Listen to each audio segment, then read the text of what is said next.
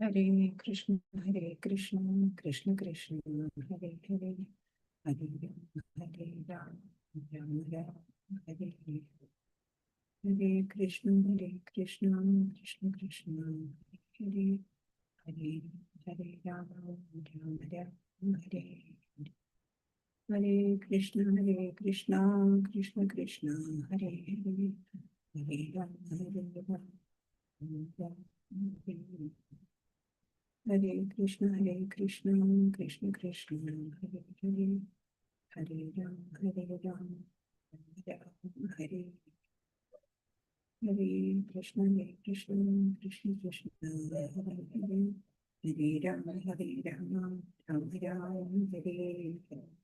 ഓം നമോ ഭഗവതേ വാസുദേവായ. ഓം നമോ ഭഗവതേ വാസുദേവായ.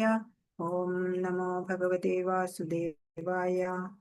ഓം അജ്ഞാനതിമിരാന്തസ്യ ജ്ഞാനാഞ്ജനശലാകയാ ചക്ഷുരുന്മീലിതം യേന തസ്മൈ ശ്രീ ഗുരവേ നമഃ.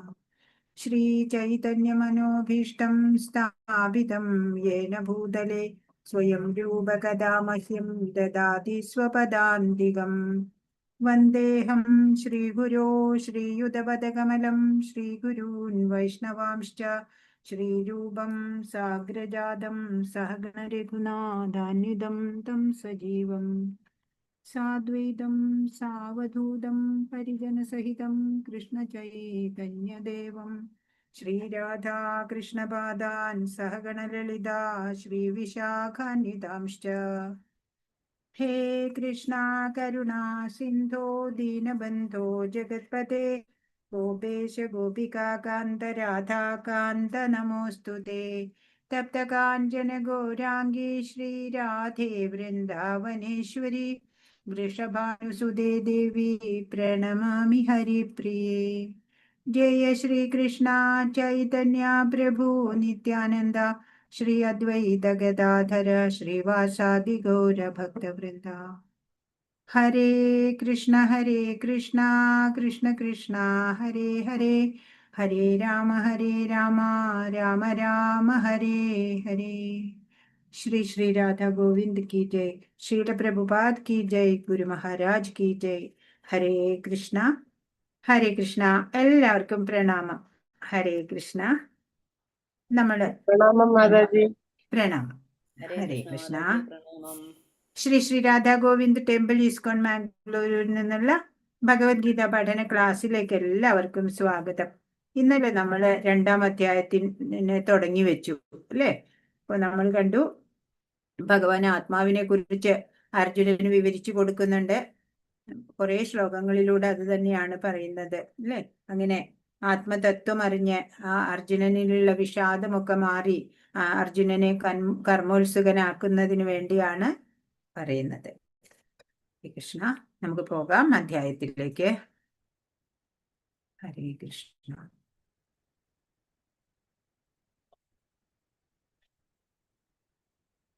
ഇരുപത്തിരണ്ടാമത്തെ ശ്ലോകം മുതലല്ലേ നമ്മൾ കാണേണ്ടത്? ഹരേ കൃഷ്ണ. വാസാംസി ഹരേ കൃഷ്ണ.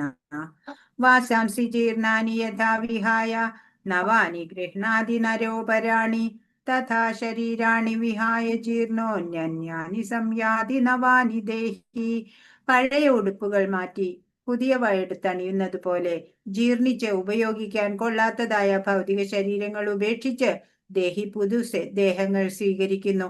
അപ്പൊ നമ്മുടെ ദേഹത്തിനൊരു ഡ്രസ്സ് ഇടണം അല്ലെ? വസ്ത്രമുണ്ട് നമ്മുടെ ശരീരത്തിന്.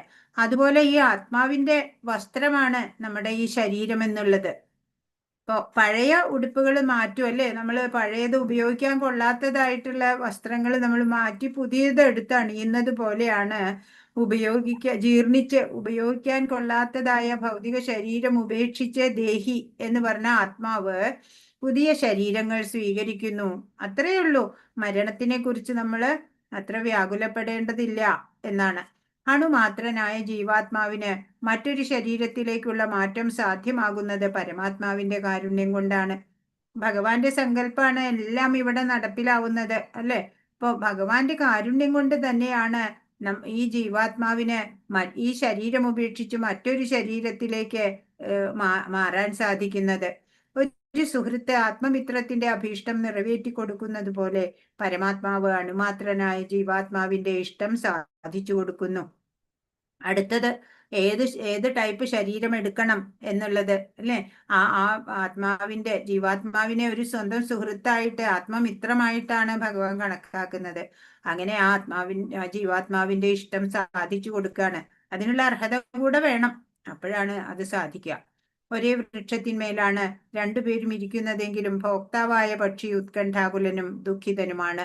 ഇപ്പൊ നമ്മുടെ ശരീരം ഒരു വൃക്ഷമാണ് എന്ന് സങ്കല്പിക്കുകയാണെന്നുണ്ടെങ്കിൽ ആ വൃക്ഷത്തിന്റെ അകത്ത് വൃക്ഷത്തിന്മേല് രണ്ട് പക്ഷികളുണ്ട്.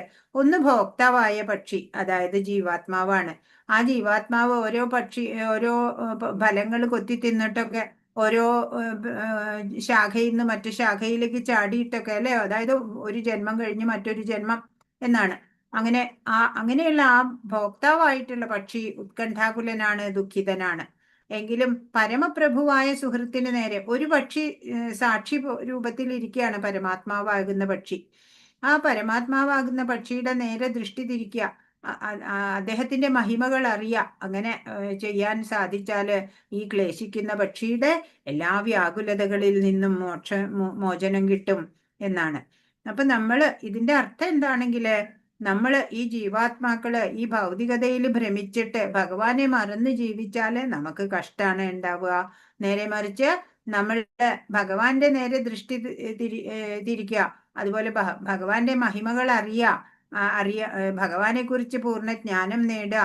അങ്ങനെയൊക്കെ ചെയ്യുമ്പോൾ എല്ലാ ക്ലേശങ്ങളിൽ നിന്ന് നമ്മൾ മുക്തരാവും, നമുക്ക് ആനന്ദം അനുഭവിക്കാൻ സാധിക്കും എന്നാണ്.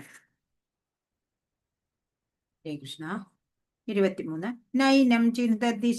നൈനം ചിന്തന്തി ശസ്ത്രാണി നൈനം ദഹതി പാവക ന ചൈനം ക്ലേദയന്ത്യാപോ ന ശോഷയതി മാരുത.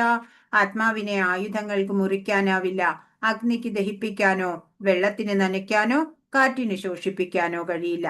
നമ്മൾ കഴിഞ്ഞ ലെവലിൽ പഠിച്ചു അല്ലെ. ആത്മാവിനെ ഒരു തരത്തിലും നശിപ്പിക്കാൻ പറ്റില്ല, ആയുധം കൊണ്ട് മുറിക്കാൻ പറ്റില്ല, അഗ്നിക്ക് ദഹിപ്പിക്കാൻ പറ്റില്ല, വെള്ളത്തിന് നനയ്ക്കാനോ കാറ്റിന് ശുഷ്കിപ്പിക്കാനോ സാധ്യമല്ല എന്നാണ്. എത്ര ശാസ്ത്രീയങ്ങളായിട്ടുള്ള ഉപകരണങ്ങൾ ഉണ്ടായാലും ആത്മാവിനെ കീറി മുറിക്കാനോ നശിപ്പിക്കാനോ ഒന്നും സാധിക്കില്ല എന്നിവിടെ പറയാണ്. അച്ഛേദ്യോയം അദാഹ്യോയം അക്ലേദ്യോ ശോഷ്യേവച നിത്യ സർവഗതസ്ഥാണുരജലോയം സനാതന. ജീവാത്മാവിനെ മുറിക്കാനോ ദഹിപ്പിക്കാനോ കുതിർക്കാനോ ഉണക്കാനോ കഴിയില്ല. ശാശ്വതനും സർവത്ര ഗമിക്കാൻ കഴിവുള്ളവനും പരിണാമങ്ങൾക്ക് അതീതനും അജഞ്ചലനും നിത്യനുമാണ് ഈ ആത്മാവ്. ആത്മാവിന്റെ പ്രത്യേകതകൾ എന്തൊക്കെയാണ്, അല്ലെങ്കിൽ ആത്മാവിന്റെ നേച്ചർ എങ്ങനെയാണ് എന്ന് ചോദിച്ചാല് ഈ കുറേ ശ്ലോകങ്ങളിലൂടെ പറയാനുണ്ട് ആത്മാവിന്റെ ഗുണഗണങ്ങള്. ആത്മാവിനെ മുറിക്കാനോ ദഹിപ്പിക്കാനോ കുതിർക്കാനോ ഉണക്കാനോ സാധ്യമല്ല. പിന്നെയോ ശാശ്വതനാണ്, എല്ലാ കാലത്തും ഉള്ള ആളാണ് ഈ ആത്മാവ്. സർവത്ര ഗമിക്കാൻ കഴിവുള്ളവനാ, എവിടെ വേണമെങ്കിലും പോകാൻ പറ്റും. പരിണാമങ്ങൾക്ക് അതീതനാണ്, മാറ്റമില്ല. ഇപ്പൊ നമ്മുടെ ശരീരത്തിന് മാറ്റമുണ്ട് അല്ലെ, ജനിക്കും, ചെറിയ കുട്ടിയാവും, പിന്നെ യൗവനം, പിന്നെ വാർദ്ധക്യം, പിന്നെ മരണം, അങ്ങനെ. പക്ഷെ ആത്മാവിന് ഒരു മാറ്റവും ഇല്ല, പരിണാമങ്ങൾക്ക് അതീതനാണ്, അചഞ്ചലനാണ്, സ്ഥിരതയുണ്ട്, നിത്യനാണ്, എന്നുണ്ട് ഈ ആത്മാവ്. അതാ ഇവിടെ പറയണത്. ഇപ്പൊ നീ ഇല്ലാതാക്കും ഒരാളെ എന്ന് കരുതരുത് എന്ന് അർജുനനോട് പറയാണ്. നിനക്ക് ആരെയും ഇല്ലാതാക്കാൻ സാധിക്കില്ല. ഇപ്പൊ ശരീരം അല്ലാതെ ആത്മാവിനെ എല്ലാം അവരുടെ പ്രാരബ്ധം തീർന്നവരാണ് അല്ലെ. പ്രാരബ്ധം തീർന്നവര് ശരീരം ഉപേക്ഷിക്കുക തന്നെ ചെയ്യും. പക്ഷെ പ്രാരബ്ധം തീർന്നാലേ ആയുസ് അവസാനിക്കുകയുള്ളൂ. അവർക്ക് ഇപ്പൊ അർജുനനിലൂടെ മരണം നടക്കണം എന്നത് അവരുടെ വിധിയാണ്, അത്രേ ഉള്ളൂ. അല്ലെങ്കിലും അവര് ആ സമയത്ത് തന്നെ മരിക്കാനിടവരും. വ്യക്തിത്വമാർന്ന ജീവാത്മാവ് ഒരിക്കലും പരമാത്മാവിൽ ലയിക്കുന്നില്ല. ഭൗതിക കൽമഷങ്ങളിൽ നിന്ന് മുക്തനായ ജീവാത്മാവ് പരമദിവ്യോത്തമ പുരുഷന്റെ, അതായത് കൃഷ്ണന്റെ ജ്യോതി പ്രസരണത്തിൽ ഒരു ആത്മീയ സ്ഫുലിംഗമായി നിലകൊള്ളാൻ ഇഷ്ടപ്പെട്ടേക്കാം. പക്ഷെ ബുദ്ധിമാന്മാരായ ജീവാത്മാക്കൾ ഭഗവത് സംഗമത്തിനു വേണ്ടി ആത്മീയ ഗ്രഹങ്ങളിലേക്ക് കടക്കുക തന്നെ ചെയ്യും. നമുക്കറിയാം 5 തരം മുക്തിയുണ്ട്. സായുജ്യം, സാമീപ്യം, സാരൂപ്യം, സാലോക്യം, സാഷ്ടി. അങ്ങനെ 5 തരം മുക്തികളാണ്. അതില് ഏറ്റവും ലോവർ ലെവലിലുള്ള മുക്തി എന്ന് പറഞ്ഞാൽ സായുജ്യമാണെന്നാണ് പറയാ. അതെങ്ങനെയാണെന്ന് വെച്ചാല് ബ്രഹ്മജ്യോതി വരയ്ക്കേ എത്തുള്ളൂ. ആ ബ്രഹ്മജ്യോതിയിൽ എത്തിയിട്ട് അവിടെ കണ്ടോ ഒരു പ്രസരണത്തിൽ ഒരു ആത്മീയ സ്ഫുലിംഗമായി നിലകൊള്ളാൻ ഇഷ്ടപ്പെട്ടേക്കാം. യോഗികളൊക്കെ അങ്ങനെയാണ് ആഗ്രഹിക്കുക. പക്ഷെ ബുദ്ധിമാന്മാരായ ജീവാത്മാക്കൾ എന്ന് പറഞ്ഞാൽ ഭക്തരന്നെ, അവര് ഭഗവത് സംഗമത്തിനു വേണ്ടി ആത്മീയ ഗ്രഹങ്ങളിലേക്ക് കടക്കുക തന്നെ ചെയ്യും. അവർക്ക് ഭഗവാന്റെ സേവനം ചെയ്യണം, അതിന് അവസരം കിട്ടണം. അതിനവരെന്തു ചെയ്യും? ഭഗവാന്റെ ലോകത്തേക്ക് എത്തണമല്ലേ? സാലോക്യം എന്ന് പറഞ്ഞാൽ ഭഗവാന്റെ കൂടെ ലോകത്തില് ആ ലോകത്ത് ജീവിക്കുക. സാരൂപ്യം എന്ന് പറഞ്ഞാൽ ഭഗവാന്റേതായ രൂപം തന്നെ ലഭിക്കുക. പിന്നെ സാമീപ്യം എന്ന് പറഞ്ഞാൽ ഭഗവാന്റെ സമീപത്തില് ഭഗവാന് സേവ ചെയ്തിട്ട് ജീവിക്കാൻ ഉള്ള അവസരം കിട്ടുക. ഒരു സുരഭി പശുവായിട്ടോ ഒരു പുഷ്പമായിട്ടോ ഒരു പുല്ലായിട്ടോ ഒക്കെ അവിടെ ഗോലോക വൃന്ദാവനത്തിലൊക്കെ ജീവിക്കാൻ സാധിക്കുക. അതൊക്കെയാണ് ഒരു ഭക്തന്റെ ആഗ്രഹം ഉണ്ടാവുക. അവ്യക്തോയമചിന്യോയം അവികാര്യോയമുച്യതേ തസ്മാദേവം വിദിത്വൈനം നാനുശോചിതുമർഹസി. അദൃശ്യനും അചിന്യനും മാറ്റമില്ലാത്തവനുമാണ് ആത്മാവ്. പിന്നെയും ആത്മാവിന്റെ ഗുണങ്ങളാ പറയണത് അല്ലെ. ആ ആത്മാവിനെ ആർക്കെങ്കിലും കാണാൻ പറ്റുമോ? സ്കാൻ ചെയ്താൽ കാണാൻ പറ്റുമോ? ഇല്ല. ആ അചിന്യനാണ് അല്ലെ. ചിന്തിക്കാൻ സാധിക്കാത്ത അത്രയ്ക്കും ചെറുതാണ്. മാറ്റമില്ലാത്തവനാണ്, ഒരു മാറ്റവും ഇല്ല. ചെറിയ ഇപ്പൊ ജനിച്ചു വരുന്ന കുട്ടിയിലുള്ള ആത്മാവും 90 വയസ്സായ ആളിലുള്ള ആത്മാവും അതേ ആത്മാവ് തന്നെയാണ്. ആത്മാവിന് മാറ്റമില്ല, ശരീരത്തിന് മാത്രമാണ് മാറ്റം ഉണ്ടാവുന്നത്. ഇതറിയുന്നത് കൊണ്ട് നീ ശരീരത്തെക്കുറിച്ച് ദുഃഖിക്കരുത്. അർജുനനോട് പറഞ്ഞു കൊടുക്കാണ്. ഏറ്റവും ശക്തിമത്തായ സൂക്ഷ്മദർശിനിയിലൂടെയും കാണാനാവാത്ത വിധം സൂക്ഷ്മതമമാണ് ആത്മാവ്. തന്മൂലം അദൃശ്യനാണ്. മാനുഷിക പരീക്ഷണങ്ങളിലൂടെയുള്ള വിജ്ഞാനം കൊണ്ട് ആത്മാവിനെ മനസ്സിലാക്കാൻ പറ്റില്ല. ആത്മാവ് ബോധവും അവബോധവും ഉള്ളതാകുന്നു എന്ന് വേദങ്ങൾ ഘോഷിക്കുന്നു.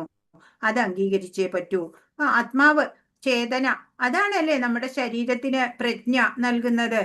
അവബോധം, ഞാൻ ഇന്ന ആളാണ് എന്നൊക്കെ പറയുന്നത് എങ്ങനെയാ? നമ്മുടെ ഉള്ളിലെ ആത്മാവുണ്ട് അവബോധമായിട്ട്. അതുകൊണ്ടാ നമുക്ക് പറയാൻ പറ്റണത് അല്ലേ. മരിച്ചു കഴിഞ്ഞവര് പറയില്ല, അവരുടെ ഉള്ളിൽ അവബോധം ഇല്ല.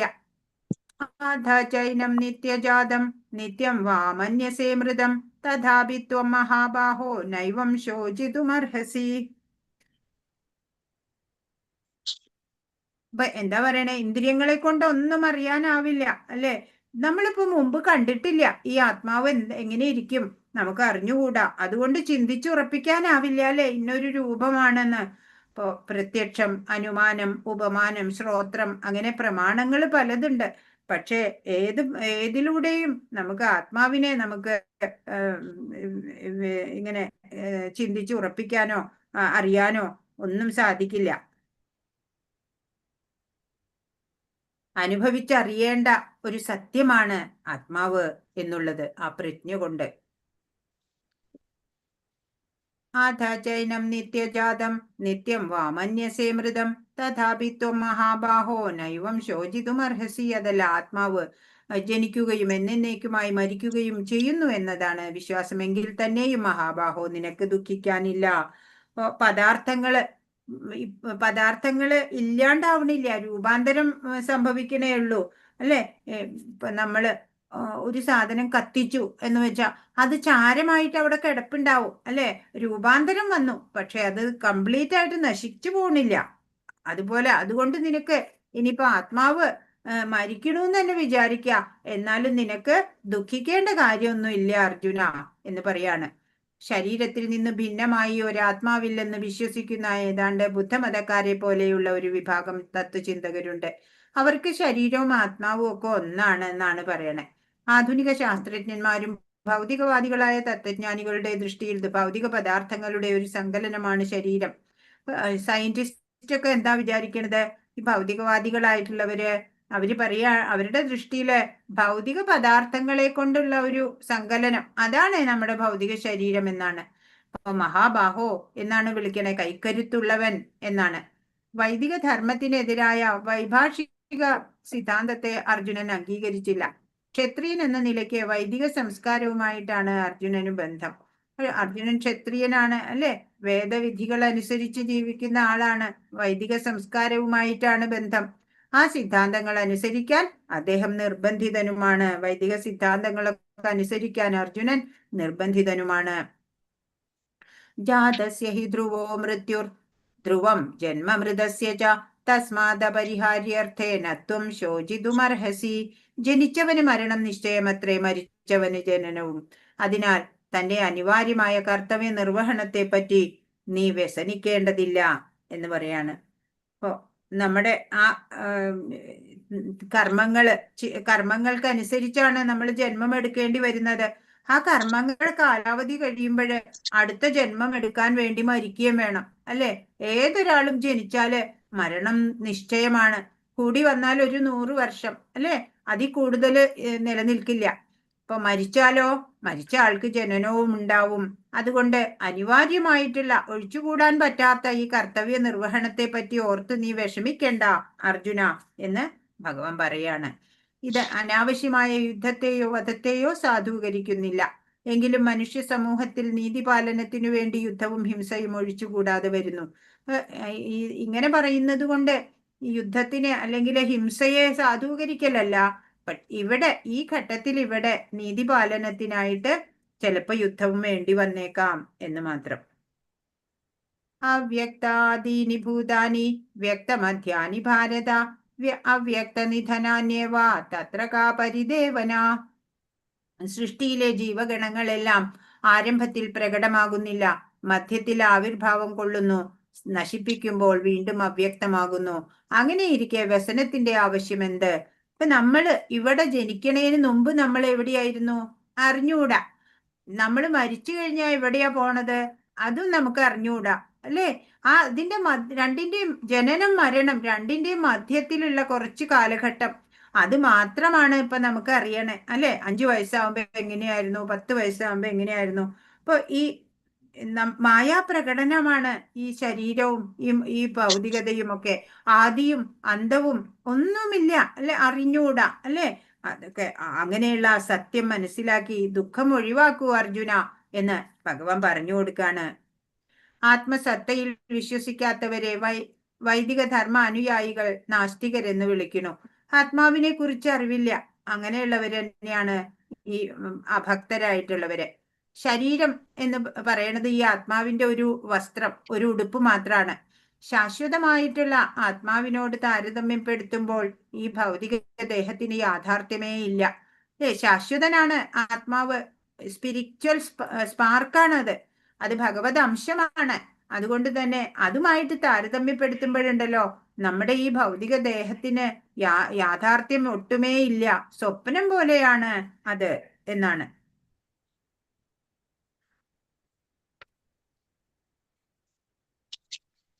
29ാമത്തെ ശ്ലോകം.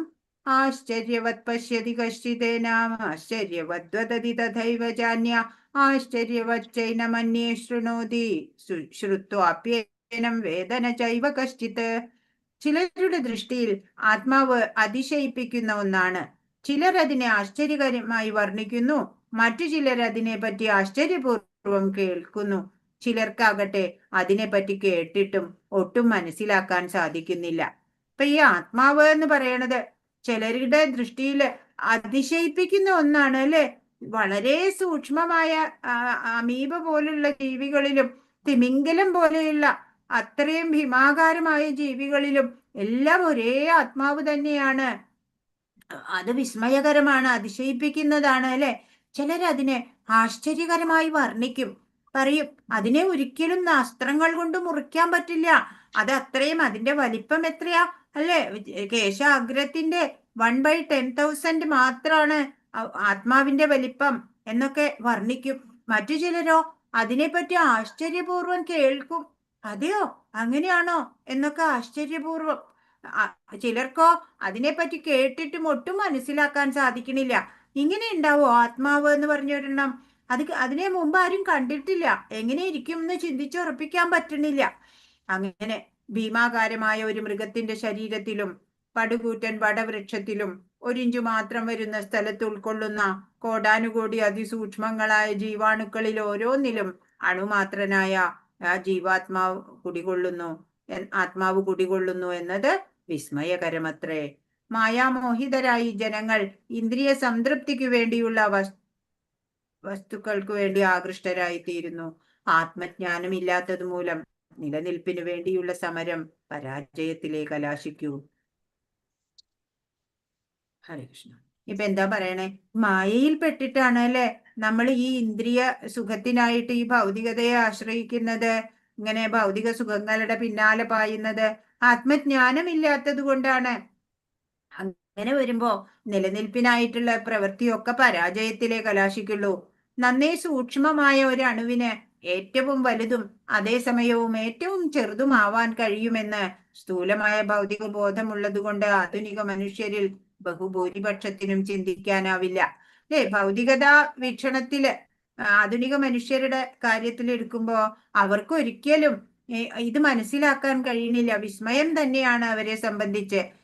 എന്താണ് നന്നേ സൂക്ഷ്മമായിട്ടുള്ള ഒരു അണുവിന് ഏറ്റവും വലുതും അതുപോലെ ഏറ്റവും ചെറുതുമാവാൻ കഴിയും എന്ന് ആത്മാവ് അല്ലെ. ഇത്രയും സൂക്ഷ്മമായിട്ടുള്ള ആത്മാവ് വലിയ ഭീമാകാരമായ മൃഗത്തിലും ഉണ്ടാവും. ഒരു ഉറുമ്പിനെ പോലെയുള്ള ആ നെയ്യുറുമ്പിന്റെ അത്രയ്ക്ക് അതിലും ഉണ്ടാവും അല്ലെ. ഒരു പരിശുദ്ധ കൃഷ്ണ ഭക്തന്റെ അഹൈതുകമായ കരുണ കൊണ്ട് മാത്രമേ ഒരാൾക്ക് കൃഷ്ണനെ അതേപടി അറിയാൻ കഴിയൂ. മറ്റു മാർഗമില്ല. അപ്പൊ ഈ ആത്മാവിനെ കുറിച്ചും അതുപോലെ പരമാത്മാവിനെ കുറിച്ചും ഒക്കെ എങ്ങനെയാണ് നമ്മൾക്ക് അറിയാൻ പറ്റുക? ഒരു കൃഷ്ണ ഭക്തന്റെ അഹൈതുകമായ കാരുണ്യം ഉണ്ടാവണം. അത് മറ്റു മാർഗങ്ങളൊന്നുമില്ല. ഒരു ഭക്തനായിട്ടുള്ള ഒരു ആചാര്യനിൽ നിന്ന് വേണം നമ്മൾ ഇതൊക്കെ പഠിച്ചറിയാൻ. അതല്ലാതെ വേറെ മാർഗം ഒന്നുമില്ല ഭഗവാനെ കുറിച്ച് മനസ്സിലാക്കാൻ എന്നാണ് ഇവിടെ പറയുന്നത്. ഹരേ കൃഷ്ണ. 30ാമത്തെ ശ്ലോകം. ദേഹി നിത്യമവധ്യോയം ദേഹേ സർവസ്യ ഭാരത തസ്മാൽ സർവാണി ഭൂതാനി നത്വം ശോചിതുമർഹസി. ഹേ ഭാരത, ദേഹി എന്ന് പറഞ്ഞാല് ദേഹത്തിൽ വസിക്കുന്ന സത്ത, അതായത് ആത്മാവ് അനശ്വരനാണ്. അതിനെ കൊല്ലുവാൻ ആർക്കും സാധ്യമല്ല. അതുകൊണ്ട് ഏതൊരു ജീവനെ കുറിച്ചും നീ വ്യസനിക്കേണ്ടതില്ല. പറയാണ്, ഈ ആത്മാവ് ഉണ്ടല്ലോ, ഈ ആത്മാവിനെ ഒരാൾക്കും കൊല്ലാൻ പറ്റില്ല. അതുകൊണ്ട് നീ ഒരു ജീവനെ കുറിച്ചും നീ ദുഃഖിക്കേണ്ടതില്ല അർജുന എന്ന് പറയാണ്. സത്യത്തെ അറിയാം. ആ അറിവ് നമ്മളുടെ ദുഃഖമെല്ലാം അകറ്റും. പ്രാമാണിക ആചാര്യൻ എന്റെ അടുത്ത് വേണം അല്ലേ നമ്മൾ പഠിക്കാൻ. ഇതൊക്കെ ഒന്നാമതായി പഠിപ്പിക്കുക ഞാൻ സച്ചിദാനന്ദ ആത്മാവാണ് എന്നാണ് ഒരു ഗുരു പഠിപ്പിക്കുന്നത്. ഹരേ കൃഷ്ണ. ആത്മാവ് നാശരഹിതനും ശരീരം നശിക്കുന്നതും അല്ലെ നശ്വരമാണ്. ഭൗതിക ശരീരത്തിന് അതീതമായി ഒരു ആത്മാവുണ്ടെന്ന് ശ്രീകൃഷ്ണനെ പ്രമാണമാക്കി നാം മനസ്സിലാക്കണം. അപ്പൊ ഈ ഭൗതിക ശരീരം നമ്മൾ കാണുന്നത് അത് മാത്രമേ ഉള്ളൂ അല്ലെ. ആത്മാവിനെ നമുക്ക് കാണാൻ പറ്റണില്ല. പക്ഷെ അതിനതീതമായിട്ട് ഒരു ആത്മാവ് ഉണ്ട് എന്ന് നമ്മൾ മനസ്സിലാക്കണം. ഒരു യുദ്ധത്തില് ഹിംസയുടെ അത്യാവശ്യം വരുമ്പോൾ ദൈവഹിതമനുസരിച്ച് ആ ആവശ്യം സാധൂകരിക്കപ്പെടണം. എന്നാൽ അത് തന്നിഷ്ടപ്രകാരം ആവരുത്. ദൈവിക ഹിതം അനുസരിച്ച് അല്ലെങ്കിൽ നീതി വ്യവസ്ഥ അനുസരിച്ചൊക്കെ ചിലപ്പോ ഈ ഇതുപോലെയുള്ള യുദ്ധം അഹിംസ ഒക്കെ ആവശ്യം വരും. അല്ലാതെ തന്നിഷ്ടപ്രകാരം നമ്മൾ ആരെയും ഹിംസിക്കരുത്. 31 സ്വധർമ്മമഭിജാവേക്ഷ്യ ന വികമ്പിതുമർഹസി ധർമാധി യുദ്ധാശ്രേയോന്യ ക്ഷത്രിയസ്യ ന വിദ്യതേ. ക്ഷത്രിയൻ എന്ന നിലയ്ക്ക് നിനക്കുള്ള പ്രത്യേക കർത്തവ്യം ആലോചിച്ചാൽ മതശാസനാനുസൃതമായ സമരത്തെക്കാൾ ഉത്തമമായ ഒരു കർമ്മവും നിനക്ക് ചെയ്യാനില്ല. അതിനാൽ വൈമുഖ്യം കൈവിടുക. പറയാണ് ഈ നീ ക്ഷത്രിയനാണ് അർജുന. അതിനാല് നിന്റെ കർത്തവ്യം എന്താണ്? ഈ ശത്രുക്കളെയൊക്കെ അധാർമികരെയൊക്കെ നശിപ്പിക്കണം അല്ലേ. അപ്പോ മതശാസന അനുസൃതമായ സമരം, അതാണ് യുദ്ധം, അതാണ് നിന്റെ ഉത്തമമായിട്ടുള്ള കർമ്മം. അതിനേക്കാളും ശ്രേഷ്ഠമായിട്ട് നിനക്കിപ്പോ ഒന്നും ചെയ്യാനില്ല. അതുകൊണ്ട് നീയെ യുദ്ധം ചെയ്യില്ല എന്നൊന്നും പറഞ്ഞേക്കരുത് എന്ന്. അത് നീ ചെയ്യണം. ഇപ്പോ ധർമ്മം എന്ന് പറയുന്നത് ഒരു വ്യക്തിയുടെ ജീവനൊപ്പമുള്ളത് തന്നെയാണ്. ഇപ്പൊ പഞ്ചസാരയുടെ ധർമ്മം എന്താ? അത് മധുരാണ് അല്ലെ. അതിൽ നിന്ന് മാറ്റാനാവില്ല ആ മധുരത്തിന്. ഉപ്പിന്റെ രസം മാറ്റിയാല് അത് ഉപ്പാവില്ല പിന്നെ. അപ്പൊ ഓരോന്നിനും ഓരോ ധർമ്മമുണ്ട്. നമ്മുടെ ആശ്രമ വ്യവസ്ഥകളുണ്ട്. ബ്രഹ്മചാരി, ഗൃഹസ്ഥൻ, വാനപ്രസ്ഥൻ, സന്യാസി, അങ്ങനെ 4. അപ്പൊ ഓരോ ആശ്രമ വ്യവസ്ഥയിലും ധർമ്മമുണ്ട് ചെയ്യാൻ. ഇപ്പൊ ബ്രഹ്മചാരി ആണെങ്കിൽ വിദ്യ നേടുക, വിദ്യാസമ്പന്നനാവുക, ചാബല്യങ്ങളൊക്കെ അകറ്റുക. ഗൃഹസ്ഥനാണെങ്കിലോ ധാർമ്മികമായിട്ട് ധനം സമ്പാദിക്കണം, അല്ലെ, സമർപ്പണ ബോധത്തോടെ കർമ്മം ചെയ്യണം. വാനപ്രസ്ഥനാണെങ്കിലോ പൂർണ്ണമായിട്ടുള്ള ഈശ്വര വിചാരം ഉണ്ടാവുക, വിരക്തി ഉണ്ടാവുക. പിന്നെ സന്യാസി ആണെങ്കിലോ കംപ്ലീറ്റ് ആയിട്ട് വിരക്തനാവുക. ഈ ലോകത്തിൽ ഒന്നിനോടും അറ്റാച്ച്ഡ് അല്ല, ഈശ്വരൻ മാത്രം. അങ്ങനെയുള്ള അതാണ് ഓരോ ധർമ്മങ്ങളിലും അനുഷ്ഠിക്കേണ്ടതാണ് പറയണത്. അതുപോലെ ഇപ്പൊ ഇവിടെ അർജുനൻ എന്താ ധർമ്മം? യുദ്ധം ചെയ്യുക, അല്ലേ, ക്ഷത്രിയനായതുകൊണ്ട്.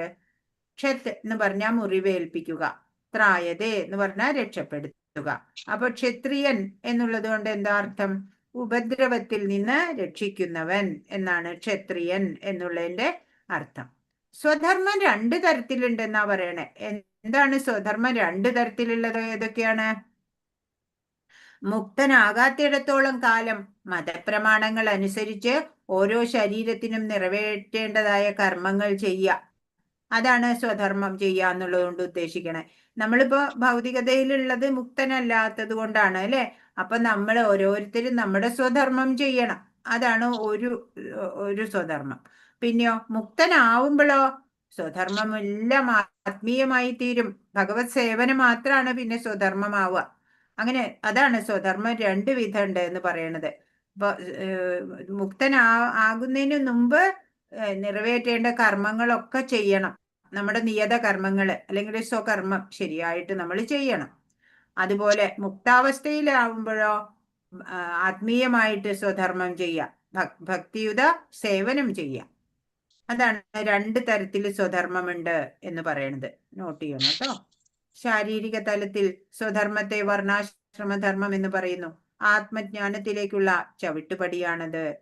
അപ്പോ ശാരീരിക തലത്തിൽ നോക്കുമ്പോ നമ്മുടെ ആത്മജ്ഞാനത്തിലേക്കുള്ള ചവിട്ടുപടിയായിട്ട് ഈ വർണ്ണാശ്രമധർമ്മങ്ങളെ ഉപയോഗിക്കും. വർണ്ണാശ്രമധർമ്മം അഥവാ ശരീരപ്രകൃതികൾക്ക് അനുസൃതമായ നിയത കർമ്മങ്ങൾ ചെയ്യുക എന്ന നിലയിൽ നിന്നാണ് മാനവധർമ്മം ആരംഭിക്കുന്നത്.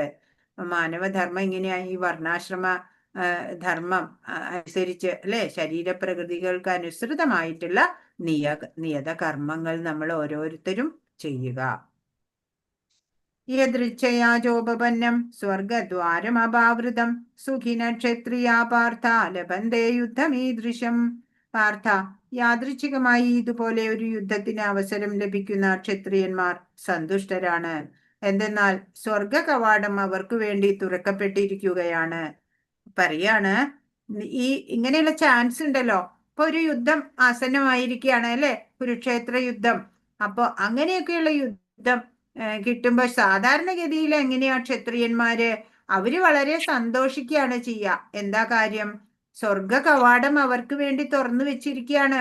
കാരണം യുദ്ധത്തിൽ മരണം അടഞ്ഞ വീരസ്വർഗം ആണ് പ്രാപ്തി, വീരസ്വർഗപ്രാപ്തിയാണ് ഉണ്ടാവുക. അതിനാൽ തന്നെ ക്ഷത്രിയന്മാര് എന്താണ്, ഇങ്ങനെയുള്ള യുദ്ധമൊക്കെ വീണ് കിട്ടുന്ന ഓരോ യുദ്ധമൊക്കെ ഉണ്ടല്ലോ, അതൊക്കെ വളരെ സന്തോഷത്തോടെയാണ് അവര് ഏറ്റുവാങ്ങുക. അപ്പൊ നീ മാത്രം എന്താണ് ഇങ്ങനെ ദുഃഖിക്കണത് എന്നാണ്. അപ്പോ ഇവിടെ ഈ ഒരു ചാൻസ് ആണ്, അല്ലെ, സ്വർഗത്തിലേക്ക് പോകാനുള്ള ഒരു ചാൻസ് ആണ് ഇങ്ങനെ വീണ് കിട്ടുന്ന അവസരങ്ങള് ക്ഷത്രിയന്മാരെ സംബന്ധിച്ച്. അതാണ് ഇവിടെ ഭഗവാൻ പറയുന്നത്.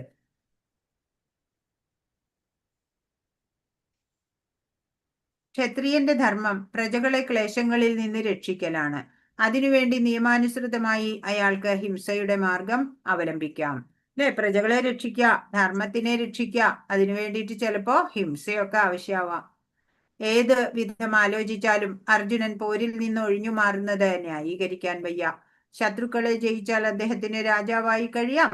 യുദ്ധത്തിൽ മരിച്ചാലോ തനിക്കായി തുറക്കപ്പെട്ട സ്വർഗ കവാടങ്ങളിലൂടെ ഉപരിലോകങ്ങൾ പോകാം. 2 വിധമായാലും ഈ യുദ്ധം അദ്ദേഹത്തിന്റെ നന്മയ്ക്ക് തന്നെ. ഇപ്പൊ ഇവിടെ ആസന്നമായിരിക്കണ ഈ യുദ്ധം ഉണ്ടല്ലോ, ഈ കുരുക്ഷേത്ര യുദ്ധം, അത് ഏത് വിധമായാലും അർജുനന്റെ നന്മയ്ക്കുള്ളത് തന്നെയാണ്. എന്താ അങ്ങനെ പറയണത്? കാരണം അർജുനൻ ഇപ്പോ ശത്രുക്കളെ ജയിച്ചു വിചാരിക്കുക, അപ്പൊ രാജ്യം ഭരിക്കാം, അല്ലെ, രാജാവായി കഴിയാം. എന്നാ യുദ്ധത്തിൽ മരിച്ചു രണ്ടും സംഭവിക്കാം അല്ലെ. മരിച്ചു എന്നുണ്ടെങ്കിലാണെങ്കിലോ അപ്പോ തനിക്കായി തുറക്കപ്പെട്ട സ്വർഗ കവാടങ്ങളിലൂടെ ഉപരിലോകങ്ങൾ പോകാം എന്നാ പറയണത്. ഏതു വിധത്തിലായാലും ഈ യുദ്ധം അദ്ദേഹത്തിന്റെ നന്മയ്ക്കുള്ളത് തന്നെയാണ്. അതുകൊണ്ട് വിഷമിക്കാതെ യുദ്ധം ചെയ്യാവുന്നതാണ് എന്ന് ഭഗവാൻ പറയാണ്. അഥ ചേത്വമിമം ധർമ്മ്യം സംഗ്രാമം ന കരിഷ്യസി തദ്ദ സ്വധർമ്മം കീർത്തിം ച ഹിത്വാ പാപമവാപ്സ്യസി. അല്ല, ധാർമ്മികമായ ഈ സമരം നീ ചെയ്യുന്നില്ലെങ്കിലോ സ്വന്തം കടമ നിറവേറ്റാതിരിക്കുന്നത് കൊണ്ട് നീ തീർച്ചയായും പാപം കയ്യേൽക്കും. യുദ്ധവീരൻ എന്നാ നിന്റെ യശസ് നഷ്ടപ്പെടുകയും ചെയ്യും. അപ്പോ ഇപ്പൊ എന്താണ് ഇപ്പൊ ഡ്യൂട്ടി? അർജുനന്റെ സ്വധർമ്മം എന്താണ്? ക്ഷത്രിയനായതുകൊണ്ട് യുദ്ധം ചെയ്യാന്നുള്ളതാണ് അല്ലെ. ധാർമ്മികമായിട്ടുള്ള യുദ്ധം ചെയ്യാം. അങ്ങനെ നീ ചെയ്തില്ലെങ്കില് സ്വന്തം കടമ നിറവേറ്റിയില്ല എന്നുള്ള പാപം നീ കയ്യേൽക്കേണ്ടി വരും. യുദ്ധവീരനാണ് എന്നുള്ള യശസ്സും നഷ്ടപ്പെടുകയും ചെയ്യും. അങ്ങനെ രണ്ട് കാര്യങ്ങൾ ഉണ്ടാവും. എന്തൊക്കെയാ ഉണ്ടാവുക? തീർച്ചയായിട്ടും തന്റെ സ്വധർമ്മം ചെയ്യായികയാല് പാപം കയ്യേൽക്കും. മാത്രല്ല നീ വലിയ വില്ലാളി വീരനാണ് എന്നുള്ള യശസ്സൊക്കെ ഉണ്ടല്ലോ, അതൊക്കെ ഇല്ലാണ്ടാവും. അങ്ങനെ രണ്ട് കാര്യങ്ങളാ ഇപ്പൊ നീ യുദ്ധം ചെയ്തില്ല എങ്കില്. അർജുനൻ ഒരു പ്രശസ്ത യോദ്ധാവാണ്. അദ്ദേഹം അനേകം ദേവന്മാരെ, പരമശിവനെ പോലും യുദ്ധത്തിൽ തോൽപ്പിച്ച് കീർത്തി നേടിയിട്ടുണ്ട്. ഈ യുദ്ധത്തിൽ നിന്ന് ഒഴിഞ്ഞു മാറിയാൽ ക്ഷത്രിയൻ എന്ന നിലയിൽ തനിക്കുള്ള കടമ നിറവേറ്റിയില്ലെന്ന് വരും. ഇത്രയും ലോകമെമ്പാടും ഖ്യാതിയുണ്ട് അർജുനൻ കേമനാണ് എന്ന്. അപ്പൊ ഈ യുദ്ധത്തിൽ നിന്ന് ഒഴിഞ്ഞു മാറിയാലോ കടമ നിറവേറ്റാത്ത ഒരു വ്യക്തി എന്ന നിലയിലേക്ക് തരം താഴ്ന്നു പോവും. അതിനു പുറമെ ഇതേവരെ നേടിയ സൽകീർത്തിയും നഷ്ടപ്പെടും. തനിക്ക് നരകത്തിലേക്ക് വഴിയൊരുക്കലാവും അത്. ഇത്രയും നാള് സൽകീർത്തി ഉണ്ടായിരുന്നു, അതൊക്കെ ഇപ്പൊ പോവും. നരകത്തിലേക്ക് പോകേണ്ടിയും വരും.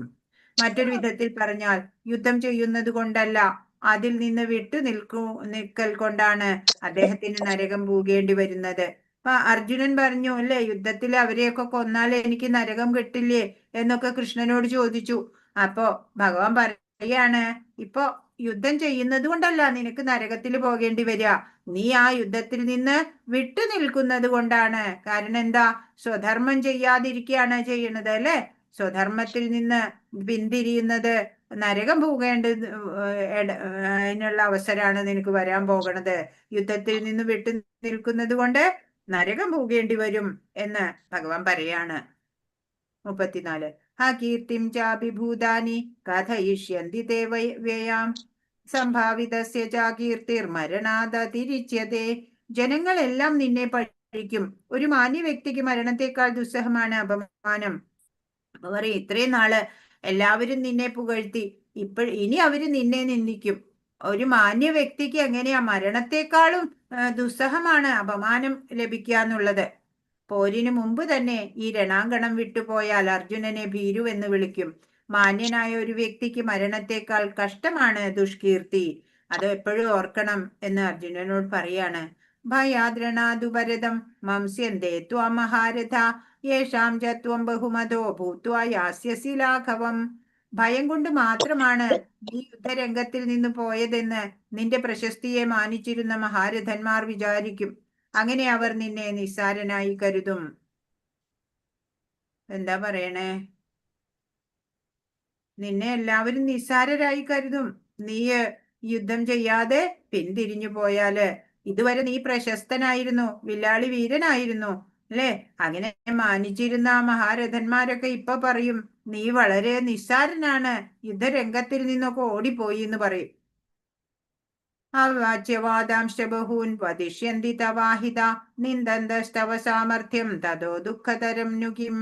ശത്രുക്കൾ നിന്നെ പറ്റി പഴി പലതും പറയും, നിന്റെ കഴിവില്ലായ്മയെ പുച്ഛിക്കും. ഇതിലും ദുഃഖകരമായി നിനക്ക് എന്തുണ്ടാവാനാണ്?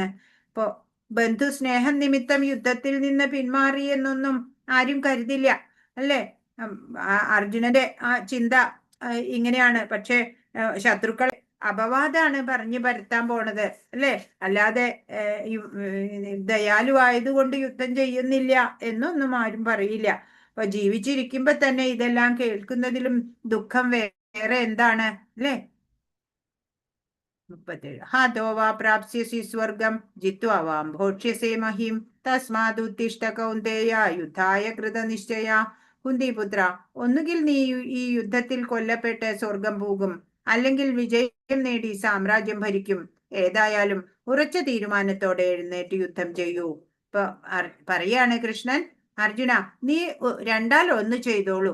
ഇപ്പൊ ഒന്നുകിൽ നീ യുദ്ധത്തിൽ ഇപ്പൊ കൊല്ലപ്പെട്ടു എന്ന് തന്നെ വിചാരിക്കുക, അപ്പൊ നിനക്ക് സ്വർഗം കിട്ടും. അല്ല, നീ ഇപ്പൊ വിജയമാണ് നേടണെന്ന് വെച്ചാലോ, നിനക്ക് സാമ്രാജ്യം ഭരിക്കാൻ പറ്റും. രണ്ടായാലും നീ ഉറച്ച തീരുമാനത്തോടെ എഴുന്നേറ്റ് യുദ്ധം ചെയ്യുക എന്ന് പറയാണ്.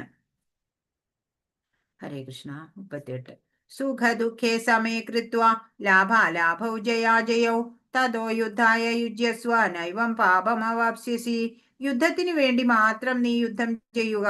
ഫലം സന്തുഷ്ടിയോ സന്താപമോ നഷ്ടമോ ലാഭമോ ജയമോ തോൽവിയോ എന്നതിനെ കുറിച്ച് ഓർക്കരുത്. എന്നാൽ നിനക്ക് ഒരിക്കലും പാപമേൽക്കില്ല. ഭഗവാൻ പറഞ്ഞു കൊടുക്കുക. ഭഗവാന്റെ ആജ്ഞ നമ്മൾ നിറവേറ്റിയ മാത്രമേ വേണ്ടൂ അല്ലേ? ഫലം ഇച്ഛിക്കേണ്ട അല്ലെ? അങ്ങനെ ചെയ്താല് പാപം ഉണ്ടാവോ, അതൊന്നും നമ്മൾ വറി ചെയ്യണ്ട. ഭഗവാന്റെ ആജ്ഞ ശിരസാ വഹിച്ചാ മാത്രം മതി അർജുനനിപ്പോ. അപ്പോ പറയാണ്, നീ യുദ്ധത്തിന് വേണ്ടി യുദ്ധം ചെയ്താൽ മതി, ഫലം നോക്കണ്ട. നീ ഫലം ചിലപ്പോ സന്തുഷ്ടിയാവാം, സന്താപമാവാം, നഷ്ടമാവാം, ലാഭമാവാം, ജയമാവാം, തോൽവിയാവാം. അതിനെക്കുറിച്ച് നീ ഓർക്കരുത്. അങ്ങനെയാണെന്നുണ്ടെങ്കിൽ നിനക്ക് പാപമേൽക്കില്ല. പാപവും പുണ്യമൊക്കെ എങ്ങനെയാ ഉണ്ടാവണത്? ഓരോരുത്തരുടെയും മനോഭാവം അനുസരിച്ചാണ് അല്ലെ കർമ്മം ചെയ്യണത് എങ്ങനെയാണ് എന്നതനുസരിച്ചാണ് പാപപുണ്യങ്ങളൊക്കെ തീരുമാനിക്കപ്പെടുന്നത്. അപ്പൊ കർമ്മയോഗത്തിലൂടെ മനസ്സ് ശുദ്ധമാക്കി ഗുരുകൃപയാലെ ജ്ഞാനം നേടി ആത്മസാക്ഷാത്കാരം നേടാൻ പറ്റും. അപ്പോ വേറെ ഒന്നും ചിന്തിക്കേണ്ടതില്ല. അനശ്വര സത്യം ഭഗവാനാണെന്നറിഞ്ഞ് സമഭാവനയോടെ യുദ്ധം ചെയ്യാം. അതാണിവിടെ അർജുനന് നൽകുന്ന ഉപദേശം. 39. ഏഷാ തേ ഭീതാ സാഖ്യേ ബുദ്ധിയോഗേ ത്വിമാം ശൃണു ബുദ്ധ്യായുക്തോ യയാ പാർത്ഥ കർമ്മബന്ധം പ്രഹാസ്യസി. ഇതുവരെ അപഗ്രഥനാത്മകമായ പഠനത്തിലൂടെ ആ ജ്ഞാനത്തെ പറ്റി നിനക്ക് ഞാൻ വിവരിച്ചു തന്നു. ഫലാസക്തിയില്ലാത്ത കർമ്മം ചെയ്യുന്നതിനെ പറ്റി ഇനി വിവരിക്കുന്നത് കേൾക്കൂ. അല്ലയോ പാർത്ഥ, ഇതറിഞ്ഞു പ്രവർത്തിച്ചാൽ നിനക്ക് കർമ്മബന്ധങ്ങളിൽ നിന്ന് വിമുക്തനാവാം.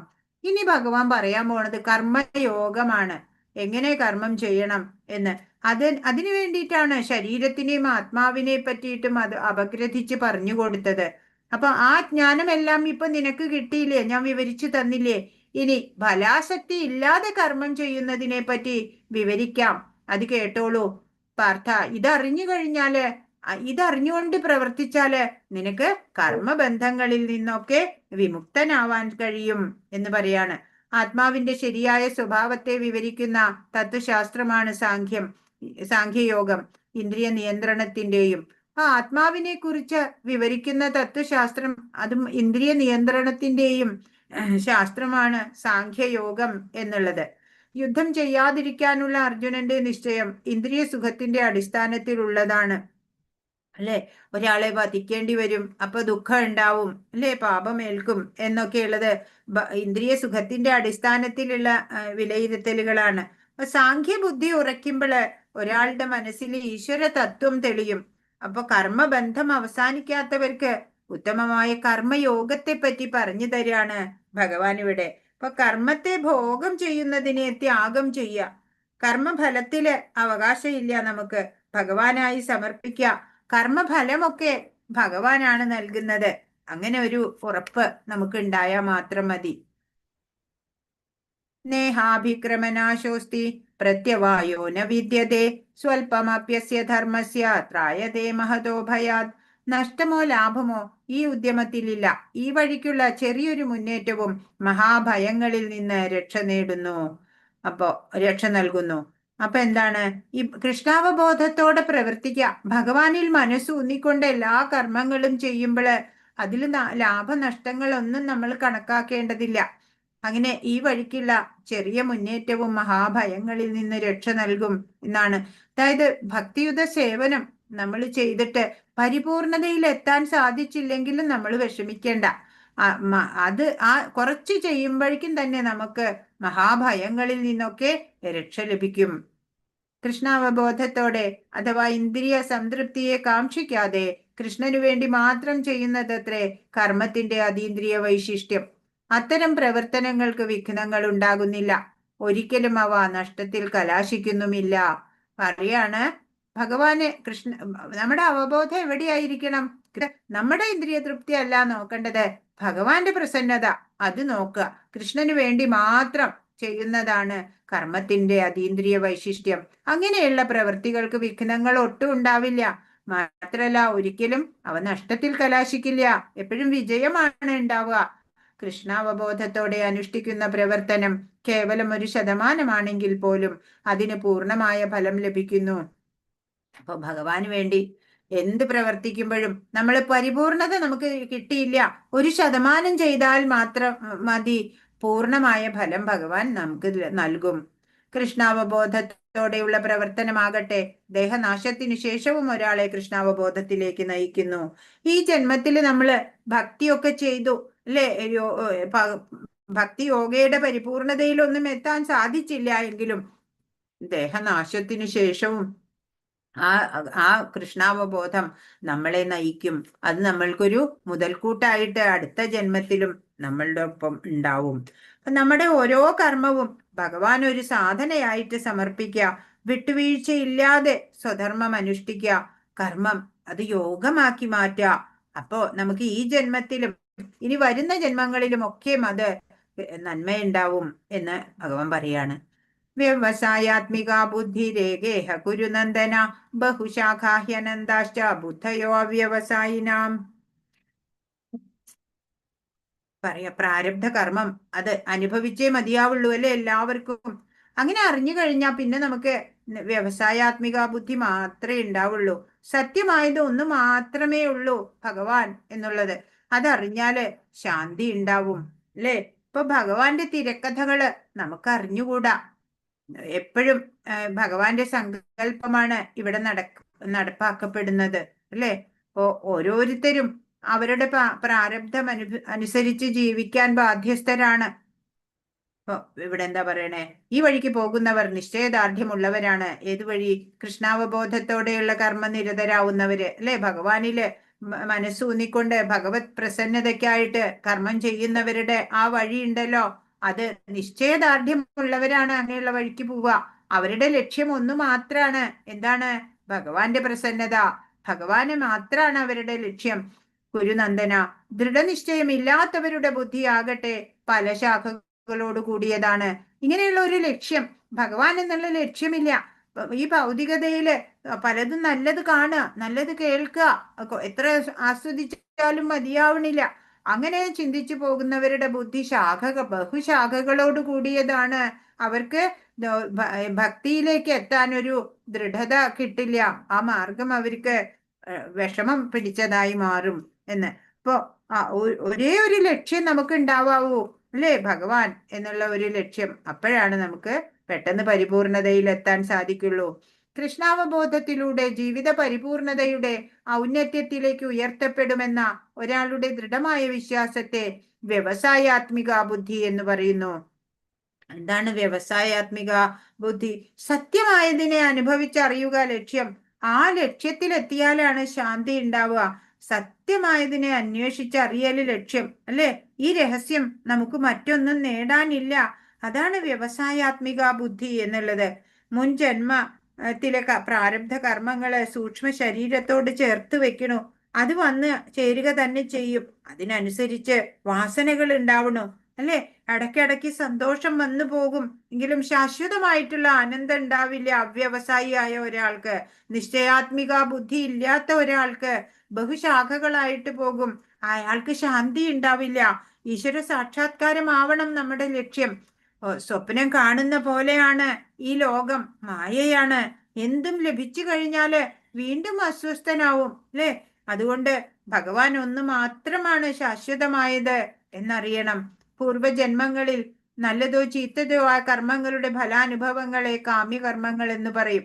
കൃഷ്ണാവബോധത്തിൽ സ്ഥിതി ചെയ്യുന്ന ഒരാളുടെ എല്ലാ പ്രവൃത്തികളും നിരപേക്ഷ തലത്തിലാണ്. അവയ്ക്ക് നന്മ തിന്മകൾ എന്ന ഇരുഭാവങ്ങളില്ല.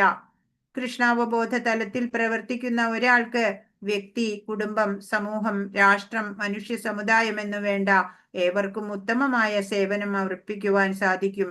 ഒരാളുടെ പ്രവർത്തനം കൊണ്ട് കൃഷ്ണൻ സംതൃപ്തനാണെങ്കിൽ എല്ലാവരും സന്തുഷ്ടരായിക്കൊള്ളും. അപ്പോ എപ്പോഴും പ്രവർത്തിക്കുമ്പോൾ എങ്ങനെ വേണം? നമ്മുടെ അവബോധം ഭഗവാനിലായിരിക്കണം, കൃഷ്ണനിലായിരിക്കണം, അല്ലെ? അങ്ങനെയുള്ള ആള് ഏത് പ്രവൃത്തി ചെയ്യുമ്പോഴും വ്യക്തിതലത്തിലും കുടുംബം, സമൂഹം, രാഷ്ട്രം, സമുദായം എന്ന തലത്തിലും എപ്പോഴും എല്ലാവർക്കും സംതൃപ്തി നൽകുന്ന തരത്തിലായിരിക്കും അയാളുടെ എല്ലാ പ്രവർത്തനങ്ങളും. കൃഷ്ണന്റെ ഉത്തമ പ്രതിനിധിയായ ഒരു ആധ്യാത്മിക ഗുരുവിന്റെ വിദഗ്ധമായ ശിക്ഷണത്തിലൂടെ മാത്രമേ കൃഷ്ണാവബോധ സേവനം ഭംഗിയായി അനുഷ്ഠിക്കാൻ കഴിയൂ. അപ്പൊ നമ്മള് ഈ കൃഷ്ണാവബോധത്തിൽ പരിപൂർണത നേടണമെങ്കിൽ എന്ത് വേണം?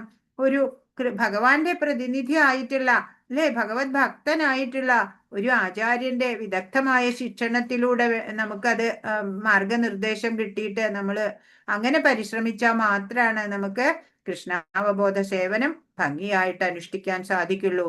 ഗുരുവിന്റെ പ്രസാദത്താലെ ഭഗവാനും പ്രസന്നനാവും എന്നാണ്. ഹരേ കൃഷ്ണ. 42ഉം 43ഉം. യാമിമാം പുഷ്പിതാം വാചം പ്രവദന്ത്യ വിപശ്ചിത വേദവാദരതാ പാർത്ഥ നാന്യതസ്തീതി വാദിന കാമാത്മാന സ്വർഗപര ജന്മകർമ്മഫലപ്രദാം ക്രിയാവിശേഷ ബഹുലാം ഭോഗൈശ്വര്യഗതിം. ധന്യമായ പുനർജന്മം, പ്രഭാവം എന്നിവയ്ക്ക് വേണ്ടി വിവിധ കർമ്മങ്ങൾ ഫലാപേക്ഷയോടെ ചെയ്യാൻ നിർദ്ദേശിക്കുന്ന വേദസൂക്തങ്ങളാൽ അല്പബുദ്ധികൾ അത്യന്തം ആസക്തരാവുന്നു. വേദങ്ങളിലെ കർമ്മകാണ്ഡമുണ്ട്, അതില് ഫലോദ്ദിഷ്ട കർമ്മങ്ങൾ പറയുന്നുണ്ട്. അതെന്തിനു വേണ്ടിയാ? ഐശ്വര്യങ്ങൾ ലഭിക്കാൻ, സ്വർഗപ്രാപ്തി, സ്വർഗലോക പ്രാപ്തിക്കായിട്ട്, അല്ലെ, ധന്യമായിട്ടുള്ള ഒരു പുനർജന്മത്തിന് വേണ്ടിയിട്ട്, ഐശ്വര്യങ്ങൾക്ക് വേണ്ടിയിട്ടൊക്കെയാണ് വിവിധ കർമ്മങ്ങൾ ഫലാപേക്ഷയോടെ ചെയ്യാൻ വേദങ്ങളിൽ അതിനൊക്കെ നിർദ്ദേശങ്ങൾ പറയുന്നുണ്ട്. അല്പബുദ്ധികൾ അതിലൊക്കെ ആകൃഷ്ടരാവും. ഇന്ദ്രിയ സുഖപൂർത്തിയെയും ഐശ്വര്യ ജീവിതത്തെയും ആഗ്രഹിക്കുന്ന അവർ അവയേക്കാൾ ഉത്കൃഷ്ടമായി ഒന്നുമില്ലെന്ന് വാദിക്കുന്നു. അവർക്ക് അത് മാത്രമേ അറിയുള്ളൂ. ഇതിനേക്കാളൊക്കെ ഉത്കൃഷ്ടമായിട്ട് മൂല്യവത്തായിട്ടൊന്നുണ്ട്, അല്ലെ, ഭഗവാനെ അറിയുക, ആത്മസാക്ഷാത്കാരം നേടുക എന്നുള്ളത്. അതൊന്നും അവർക്ക് വിഷയമല്ല. അവർക്ക് എന്തേ വേണ്ടൂ? അവർക്ക് ഈ ഭൗതികതയില് ഐശ്വര്യത്തോടെ സുഖത്തോടെ ജീവിക്കണം, അല്ലെ, ധന്യമായിട്ടൊരു പുനർജന്മം ഉണ്ടാവണം, സ്വർഗലോക പ്രാപ്തി ഉണ്ടാവണം. അത്രയ്ക്ക് മാത്രമേ ഉള്ളൂ. അതിനപ്പുറം കൃഷ്ണലോകത്തിലെത്തണം, ഭഗവാന്റെ അടുത്തെത്തണം, ഭഗവാന് സേവനം ചെയ്യണം, അങ്ങനെയൊന്നും അവര് ആഗ്രഹിക്കുന്നില്ല എന്നാണ്.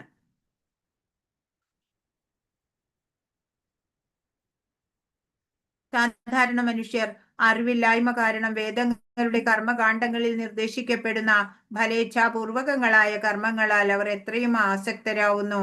ആ ഫലപ്രാപ്തി, അല്ലെ, പുത്രകാമേഷ്ടി യാഗം എന്നൊക്കെ പറയും. അങ്ങനെ ഓരോ ഓരോ ആഗ്രഹ സാഫല്യത്തിനായിട്ട് ചെയ്യുന്ന യാഗങ്ങള്, യജ്ഞങ്ങള്, അതിൽ കുടുങ്ങിക്കിടക്കും. അവര് കർമ്മികളെന്ന് അവരെ പറയാം.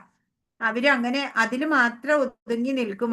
അവർക്ക് ഈ ഭൗതികതയിലുള്ള ഐശ്വര്യങ്ങൾ സമ്പാദിക്കുക, അതല്ലെങ്കിൽ മരിക്കുമ്പോൾ സ്വർഗലോക പ്രാപ്തി ഉണ്ടാവുക, പിന്നെ ഒരു നല്ലൊരു പുനർജന്മം ഉണ്ടാവുക, അത്രയ്ക്കൊക്കെ അവർക്ക് ആഗ്രഹം. അനുഭവജ്ഞാനം കുറഞ്ഞ അക്കൂട്ടർക്ക് കൃഷ്ണാവബോധത്തോടെ സുനിശ്ചിത കർമ്മത്തിൽ മനസ്സുറപ്പിക്കാൻ പ്രയാസം കൂടും. അവർക്ക് ഭഗവാനിൽ മനസ്സുറപ്പിച്ച് കർമ്മം ചെയ്യുക എന്നുള്ളതൊന്നും അവർക്ക് അറിയില്ല. ഭക്തിയുത ഭഗവത് സേവനം അതൊന്നും അവർക്ക് പ്രയാസമുള്ളതാണ്. ഇതൊന്നും അവർക്ക് ചെയ്യാനാവില്ല. അപ്പൊ വഴിപാട്, വ്രതം, പൂജ, ഇതില് മാത്രം ശ്രദ്ധ ഉണ്ടാവുക. വേദവാദരഥർ എന്നാണ് അങ്ങനെയുള്ളവരെ പറയാ.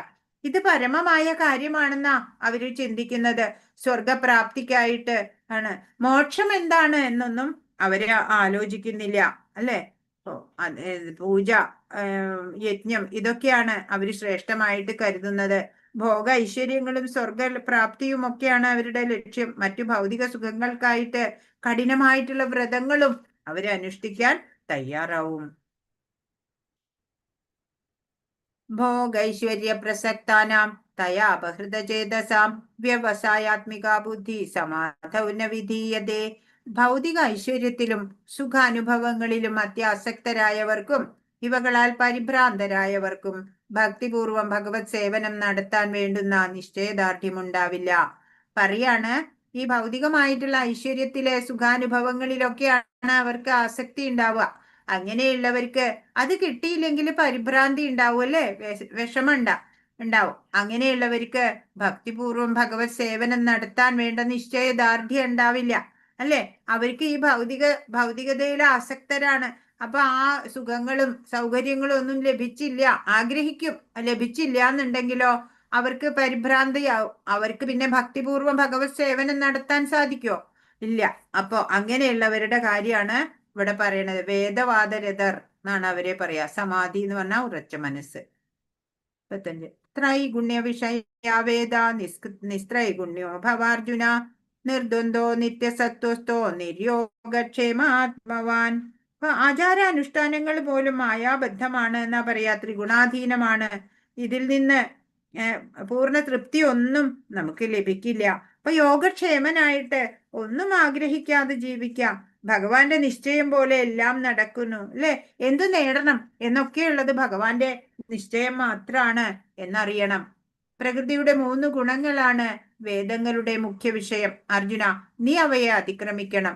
ദ്വന്ദ്ങ്ങളിൽ നിന്നും ലാഭനഷ്ടങ്ങളെ കുറിച്ചുള്ള ഉത്കണ്ഠകളിൽ നിന്നും തികച്ചും മുക്തനായി ആത്മാവിൽ മനസ്സുറപ്പിക്കൂ.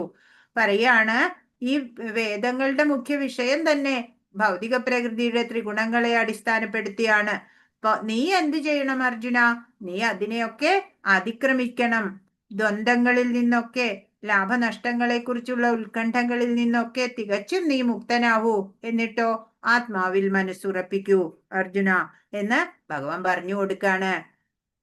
അർജുനൻ അതീന്ദ്രിയ മേഖലയിലേക്ക് ഉയരണം എന്നാണ് കൃഷ്ണൻ ഉപദേശിക്കുന്നത്. ഈ മെറ്റീരിയൽ പ്ലാറ്റ്ഫോമിൽ തന്നെ നിന്ന് കളിച്ചാ പോരാ, അല്ലെ? സ്പിരിച്വൽ പ്ലാറ്റ്ഫോമിലേക്ക് ഉയർത്തണം അർജുനന്. അതിനാ ഈ ഉപദേശങ്ങളൊക്കെ നൽകുന്നത്. അതിനായുള്ള ആദ്യത്തെ കാൽവയ്പാണ് ബ്രഹ്മജിജ്ഞാസ അഥവാ സർവോന്നതമായതിനെ കുറിച്ച് അറിയാനുള്ള ആഗ്രഹം. ഏതാ സർവോന്നതം, പരമ ഉന്നതമായിട്ടുള്ള സ്റ്റാറ്റസ് ഉള്ളത്? ഭഗവാനാണ്, അല്ലെ? ഭഗവാനെ കുറിച്ച് അറിയാം, ബ്രഹ്മജിജ്ഞാസ വേണം. സുഖദുഃഖങ്ങളെയും ശീതോഷ്ണങ്ങളെയും പോലുള്ള ദ്വന്ദ്ങ്ങളെ തിദിക്ഷയോടെ നേരിടാൻ പരിശീലിക്കണം.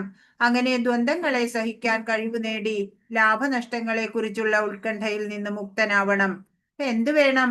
സുഖദുഃഖങ്ങളെ കുറിച്ച്, ശീതോഷ്ണങ്ങള്, ജയപരാജയങ്ങള്, സ്തുതി നിന്ദകള്, അങ്ങനെയുള്ള ദ്വന്ദ്ങ്ങളെയൊക്കെ ക്ഷമയോടെ നേരിടാൻ പഠിക്കുക. പിന്നെയോ ദ്വന്ദ്ങ്ങളെ സഹിക്കാൻ കഴിവ് നേടിയിട്ട് ലാഭനഷ്ടങ്ങളെ കുറിച്ചോ ജയപരാജയങ്ങളെ കുറിച്ചൊക്കെ ഉത്കണ്ഠയിൽ നിന്ന് നീ മുക്തനാവണം. തികഞ്ഞ കൃഷ്ണാവബോധത്തോടെ ജീവിക്കുന്നവർക്ക്, കൃഷ്ണന്റെ കരുണയെ മാത്രം ആശ്രയിക്കുന്നവർക്ക് ഈ അതീന്ദ്രിയാവസ്ഥ ലഭ്യമാകുന്നു. മറ്റൊന്നിലും ആഗ്രഹമില്ല, അല്ലെ? ഭഗവാനിൽ മാത്രം ആശ്രയം വെക്കുന്നവർക്ക് ഈ അതീന്ദ്രിയ അവസ്ഥ നിഷ്പ്രയാസം ലഭിക്കുകയും ചെയ്യും. അപ്പോ ജീവൻ എന്നാൽ ഈശ്വരൻ തന്നെയാണ്. ആ ശക്തി എന്നിലും ഉള്ളത് കൊണ്ടാണ് ഞാൻ ഇന്ന് ഈ നിലയിലുള്ളത് എന്നറിയാൻ നമുക്ക് സാധിക്കണം. അതെ, ഇപ്പൊ നമ്മുടെ ഉള്ളില് ഈശ്വരനെ അറിയുന്നില്ലെങ്കിൽ ബാഹ്യമായിട്ട് നമ്മൾ സന്തോഷം തേടാൻ ശ്രമിക്കുകയാണ്, അല്ലെ? ആത്മാനന്ദം ഉള്ളവർക്ക് എന്തുണ്ടായാലും ഇല്ലെങ്കിലും ഒരു പ്രശ്നവും എപ്പോഴും സന്തോഷം മാത്രമാണ് ഉണ്ടാവുക. മറ്റുള്ളവരെന്താ വിചാരിക്കുക?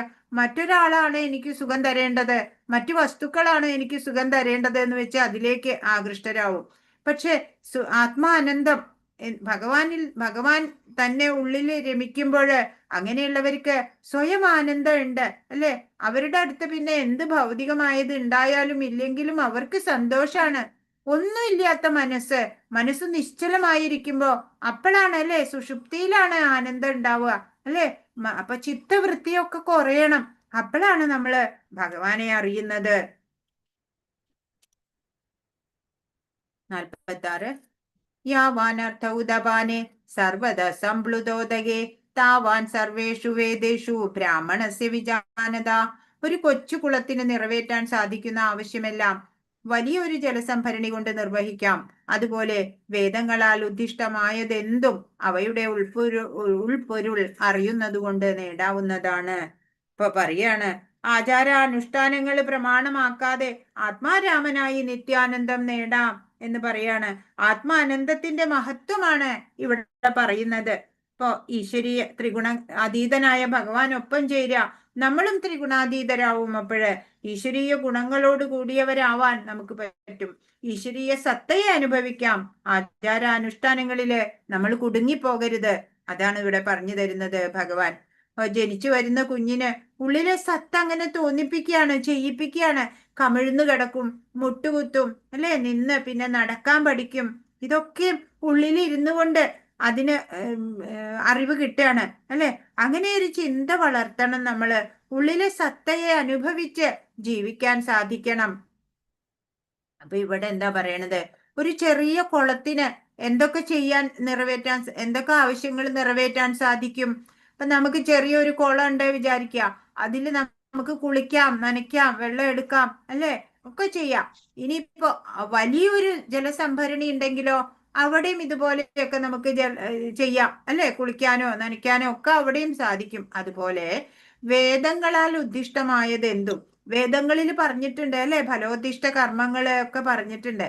അതൊക്കെ മനസ്സിലാക്കി വേദങ്ങളിലെ അറിവെല്ലാം മനസ്സിലാക്കി എന്ന് വെച്ചാലും അവയുടെ അതിന്റെ മെച്ചം, എല്ലാം അറിയുന്നതിന്റെ മെച്ചം ഒരേ ഒരു സാധനം അറിഞ്ഞാൽ കിട്ടും. അതെന്താണ്? അവയുടെ ഉൾപ്പൊരുൾ അറിയുന്നത് കൊണ്ട് തന്നെ ഇതെല്ലാം നേടാം. ഏതാണ് വേദങ്ങളുടെ ഉൾപ്പൊരുള്? ഭഗവാൻ, അല്ലെ. വേദങ്ങളിലൂടെ അറിയേണ്ടത് ഭഗവാനെ തന്നെയാണ്. അപ്പൊ വേദത്തിന്റെ ഉൾപ്പൊരുൾ എന്താണ്? ഭഗവാനാണ്. ആത്മസാക്ഷാത്കാരം എന്നാൽ കൃഷ്ണനെയും കൃഷ്ണനും താനുമായുള്ള ശാശ്വത ബന്ധത്തെയും കുറിച്ച് അറിയുകയാണ്. ഇപ്പൊ നമ്മള് പരമാത്മാവിനെയും ജീവാത്മാവിനെയും കുറിച്ച് പൂർണ്ണ ബോധ്യം ഉണ്ടാവണം. അത് തന്നെയാണ് ആത്മസാക്ഷാത്കാരം എന്നുള്ളത്. ഈ ജീവാത്മാ പരമാത്മാവിനെ അറിയുക എന്നുള്ളത് തന്നെയാണ് ആത്മസാക്ഷാത്കാരം എന്ന്. ഇപ്പോ കൃഷ്ണനും താനുമായിട്ടുള്ള ശാശ്വത ബന്ധത്തെയും അറിയണം, അല്ലെ. നമ്മുടെ നിത്യബന്ധു ഭഗവാനാണ്. ശാശ്വതമായിട്ടുള്ള ബന്ധമാണ് നമുക്ക് ഭഗവാനുമായിട്ട്. ഇടയ്ക്ക് നമ്മൾ മറന്നുപോയിരിക്കണു, അത് ഇത്രയേ ഉള്ളൂ. പക്ഷേ നമ്മളത് ശരിയായി മനസ്സിലാക്കണം. അതന്നെയാണ് ആത്മസാക്ഷാത്കാരം. ഭഗവൻ നാമജപത്തിൽ പരമാനന്ദം കൊള്ളുന്നവനാണ് ഉത്തമനായ വേദാന്തി. വൈദിക രഹസ്യത്തിന്റെ അന്തിമ ലക്ഷ്യം അതാണ്. ഇപ്പൊ ഭഗവാന്റെ കാര്യങ്ങളില് ഭഗവത് സേവനത്തില് ആനന്ദമുള്ളവനാണ് ഉത്തമനായിട്ടുള്ള വേദാന്തി. വൈദിക രഹസ്യത്തിന്റെ അന്തിമ ലക്ഷ്യവും അതാണ് എന്നാണ് പറയണത്. അപ്പൊ ആരാണ് വേദാന്തി? ഭഗവൻ നാമജപത്തിൽ പരമാനന്ദം കൊള്ളുന്നവനാണ് ഉത്തമനായ വേദാന്തി എന്നിവിടെ പറയാണ്. വേദാന്തി ആരാണ് എന്ന് ചോദിച്ചാല് ഹരേ കൃഷ്ണ കൃഷ്ണ കൃഷ്ണ ഹരേ ഹരേ, ഹരേ രാമ രാമ രാമ ഹരേ ഹരേ. വാഞ്ചാകൽപതരുഭ്യശ്ച കൃപാ സിന്ധുഭ്യൈവ ച പതിതാനാം പാവനേഭ്യോ വൈഷ്ണവേഭ്യോ നമോ നമഃ. അനന്തകോടി വൈഷ്ണവ വൃന്ദ കി ജയ്. ശ്രീല പ്രഭുപാദ് കി ജയ്. ഗുരു മഹാരാജ് കി ജയ്. ഹരേ കൃഷ്ണ. ഇന്ന് പറഞ്ഞതിൽ എന്തെങ്കിലും സംശയം ഉണ്ടെങ്കിൽ ചോദിക്കൂ. മാതാജി നമസ്തേ. ഹരേ കൃഷ്ണ. പറയൂ. ഇതില് ക്ഷത്രിയൻ യുദ്ധം ചെയ്ത് ദുഷ്ടരെ കൊല്ലണം എന്നുള്ള ഒരു ആശയം പറയുന്നുണ്ടല്ലോ. അപ്പൊ അവിടെ ഒരു ജീവൻ എടുക്കുന്നതിനെ ന്യായീകരിക്കുന്നതായി വരുമോ? അതായത് അവര് അധാർമികരല്ലേ, ആതതായികളല്ലേ. ആതതായികളാന്ന് പറഞ്ഞില്ലേ, അക്രമികളാണ് അവര്. അക്രമികളെ കൊല്ലുന്നത് പാപമല്ല എന്നൊക്കെ മുമ്പത്തെ അധ്യായത്തിൽ നമ്മൾ കണ്ടു, അല്ലെ. അതും നമ്മുടെ സ്വന്തം ഇഷ്ടത്തിനല്ല അത് ചെയ്യുന്നത്. അർജുനൻ യുദ്ധോത്സുകനായില്ല, അല്ലെ. തിരിഞ്ഞു പോരാൻ നിന്നു. അപ്പോൾ ഭഗവാനാണ് പറയുന്നത് അവരൊക്കെ വധിക്കപ്പെടേണ്ടവരാണ്, വധ അർഹര് തന്നെയാണ് എന്ന് പറയാണ്. ഭഗവാൻ പറഞ്ഞ പിന്നെ അതിന് അപ്പീലില്ല, അല്ലേ. പിന്നെ ഒരു ചോദ്യം ശിവനെ ഒന്ന് ചോദിച്ചോട്ടെ. ചോദിക്കൂ. പരമശിവനെ അർജുനൻ എപ്പോഴാ തോൽപ്പിച്ചത്? മറ്റേ കിരാതാർജുനീയം നല്ലതാണോ? അതെ. എന്നിട്ടാണ് പാശുപത അസ്ത്രം കൊടുത്ത് സന്തോഷിപ്പിക്കുകയാണ് ശിവൻ ചെയ്യുന്നത്. ശിവനെ തോൽപ്പിച്ചിട്ടുണ്ടോ? ശിവനെ തോൽപ്പിച്ചിട്ടുണ്ട് യുദ്ധത്തില്. ദേവലോകത്തേക്ക് പോകുന്ന വേളയിലാ. അപ്പോഴാണ് ശിവൻ സന്തുഷ്ടനായിട്ട്, അല്ലെങ്കിലും കൃഷ്ണഭക്തരെയൊക്കെ പരമശിവന് താല്പര്യമാണ്. ഇത് വെറുതെ ഒരു ലീലയായിട്ട് അങ്ങനെ ഒരു യുദ്ധം അവിടെ നടന്നതാണ്. എന്നിട്ട് അതിൽ സന്തുഷ്ടനായ പരമശിവൻ പാശുപത അസ്ത്രം നൽകുകയാണ് ചെയ്തത്. സന്തോഷത്തോടു കൂടിയിട്ട് അർജുനന് ചോദിക്കട്ടെ. അഞ്ച് മുക്തികൾ എന്തൊക്കെയാണെന്ന് ഭക്തന്റെ ആഗ്രഹങ്ങൾ? സായൂജ്യം, സാമീപ്യം, സാലോക്യം, പിന്നെന്താ, സാരൂപ്യം, സാരൂപ്യം, സായുജ്യം, സാമീപ്യം, സാരൂപ്യം, സാലോക്യം, സാഷ്ടി. സാഷ്ടി. 5 മുക്തി. ഭാനുമതി മാതാജി എന്താ ചോദിക്കണേ? മാതാജി ഒന്നുകൂടി പറയോ? സായുജ്യം, സാമീപ്യം, സാലോക്യം, സാരൂപ്യം, സാഷ്ടി.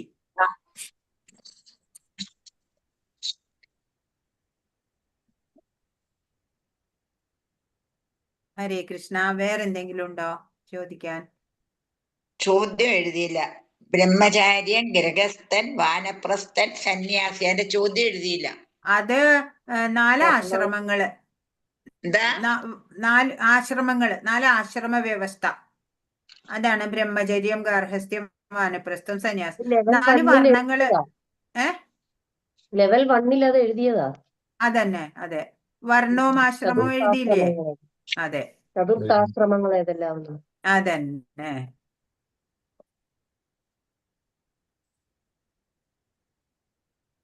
ഹരേ കൃഷ്ണ. എല്ലാരും വീഡിയോ ഓൺ ചെയ്യൂ, കാണട്ടെ എല്ലാവരെയും. ബ്ലാക്ക് ബോക്സ് മാത്രല്ലേ കാണുന്നുള്ളൂ?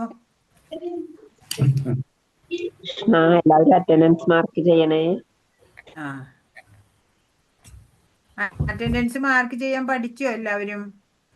കുറെയൊക്കെ പഠിച്ചു മാതാജി. ആദ്യം ഒന്നും അറിയത്തില്ലായിരുന്നു, ആദ്യത്തെ അധ്യായം. ഇപ്പം കുറെയൊക്കെ മനസ്സിലായി. ഭഗവത്ഗീത കുറേശ്ശെ മനസ്സിലാവാൻ തുടങ്ങിയോ? തുടങ്ങി. അങ്ങനെ മനസ്സിലാവുള്ളൂ. ആദ്യം ഒരു പ്രാവശ്യം കേൾക്കുമ്പോഴേക്കും മുഴുവനൊന്നും ആവില്ല. മാതാജി ഇത് വേദസാരാണല്ലേ? എല്ലാവർക്കും അങ്ങനെ തന്നെ. പതുക്കെ പതുക്കെ കുറേശ്ശെ കുറേ തവണ പഠിക്കുമ്പോ നന്നായി മനസ്സിലാവും. എല്ലാവരുടെയും സ്ഥിതി അങ്ങനെ തന്നെയാ. സിന്ധു ഭാസ്കരൻ മാതാജി എന്താ ഹാൻഡ് റൈസ് ചെയ്തത്? എന്തേലും ചോദിക്കാനുണ്ടോ? ഹരേ കൃഷ്ണ.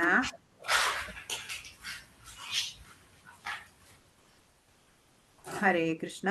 വേറെന്തെങ്കിലും?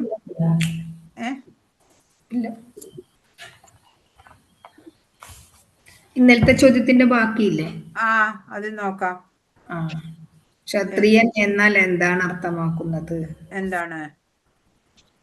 ഉപദ്രവത്തിൽ നിന്ന് രക്ഷിക്കുന്നവൻ. ഉപദ്രവത്തിൽ നിന്ന് അല്ലേ?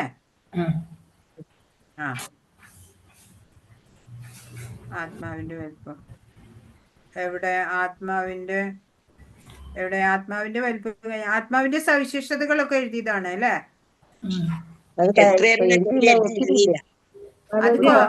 യുദ്ധം ചെയ്യുന്നത് കൊണ്ടല്ല, മറിച്ച് ചെയ്യാതിരുന്നാലാണ് നരകം പോകേണ്ടത്. ആ ചോദ്യം മുതലാണെന്ന് പറയേണ്ടത്. ആത്മാവിന്റെ സവിശേഷതകൾ പറഞ്ഞു അല്ലെ? കുറെ ശ്ലോകങ്ങളില് പറയാനുണ്ട്. കിട്ടും. അടുത്തത് അർജുനൻ യുദ്ധം ചെയ്യുന്നത് കൊണ്ടല്ല, മറിച്ച് ചെയ്യാതിരുന്നാലാണ് നരകം പോകേണ്ടത് എന്ന് പറയുന്നതിന്റെ കാരണം എന്താണ്? ആ ചോദ്യമാണ് ഇന്ന് തുടങ്ങേണ്ടത്. ഓക്കെ, അതെന്താ കാരണം? സ്വധർമ്മം ക്ഷത്രിയൻ എന്ന നിലയിൽ തനിക്കുള്ള കടമ നിറവേറ്റാതെ മാറി നിന്ന് അതുവരെ നേടിയ സൽകീർത്തി നഷ്ടപ്പെടുമ്പോൾ, അതുകൊണ്ട് ആ യുദ്ധം ചെയ്യുന്നത് കൊണ്ടല്ല, മറിച്ച് ചെയ്യാതിരുന്നത്. അർജുനൻ പറഞ്ഞത് യുദ്ധം ചെയ്ത് മറ്റുള്ളവരെ വധിക്കുമ്പോ എനിക്ക് പാപമേൽക്കും, നരകം പോകേണ്ടി വരും എന്നാണ് പറഞ്ഞത്. പക്ഷേ ഭഗവാൻ പറയണത് നീ സ്വധർമ്മത്തിൽ നിന്ന് വിട്ടുനിന്നാലാണ് നീ നരകം പോവുക എന്നാണ് ഭഗവാൻ പറയണത്. ഓരോരുത്തരും അവരവരുടെ സ്വധർമ്മം ചെയ്യാൻ ബാധ്യസ്ഥരാണ് അല്ലേ? അപ്പൊ നീ സ്വധർമ്മം ചെയ്യാതെ ഇരുന്നാല് അങ്ങനെ വരുമ്പോഴാണ് നീ നരകം പോവുക എന്ന് പറയും. ഉപനിഷത്തിൽ എന്താണ് പറയുന്നത്? അങ്ങനെ ഒരു ചോദ്യം ഇല്ല. അത് ഇല്ലല്ലോ. 2 തരത്തിലുള്ള സ്വധർമ്മം. അതാണ് ചോദ്യം. 2 തരത്തിലുള്ള സ്വധർമ്മങ്ങളാണ്. ഏതെല്ലാം? സ്വധർമ്മം 2 വിധത്തിലുണ്ട്. മുക്തനാകാത്തിടത്തോളം കാലം ശരീരപ്രകൃതിക്ക് അനുസൃതമായ നിയത കർമ്മങ്ങൾ കൊണ്ടുള്ള വർണ്ണാശ്രമ ധർമ്മവും ഭക്തിയുടെ സേവനത്തിലൂടെയുള്ള ആത്മീയ ധർമ്മവും. അതെ, കൃഷ്ണാവബോധത്തോടെ മുക്തനായി കഴിഞ്ഞതിന് ശേഷം കൃഷ്ണാവബോധത്തിലുള്ള പ്രവർത്തനം. പകുതി എഴുതിയില്ല.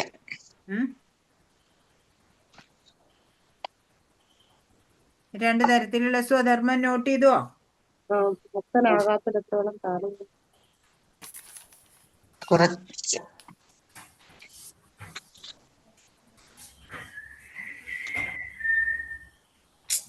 പിന്നെ അടുത്തത്, യാദൃശ്ചികമായി യുദ്ധത്തിന് അവസരം ലഭിക്കുമ്പോൾ ക്ഷത്രിയന്മാർ സന്തുഷ്ടരാവാൻ കാരണം എന്താ കാരണം? കവാടം അവർക്ക് വേണ്ടി തുറക്കപ്പെട്ടിരിക്കുകയാണ്. ആ, അപ്പൊ ഇത് വീണ് കിട്ടുന്ന ചാൻസ് ആണ് അല്ലെ, ഗോൾഡൻ ഓപ്പർച്യൂണിറ്റി ആണ്. എവിടേക്ക്? സ്വർഗത്തിലേക്ക് എത്താനുള്ള ഒരു സുവർണ അവസരമാണ് അല്ലെ ക്ഷത്രിയന്മാരെ സംബന്ധിച്ച്. ഇങ്ങനെ ആകസ്മികമായിട്ട് വന്നു ചേരുന്ന അവസരം, യുദ്ധത്തിനുള്ള അവസരം, അതാണ് പറയണേ. വീരസ്വർഗമാണ് അല്ലെ യുദ്ധത്തിൽ മരിക്കുന്നവർക്ക്. പിന്നെ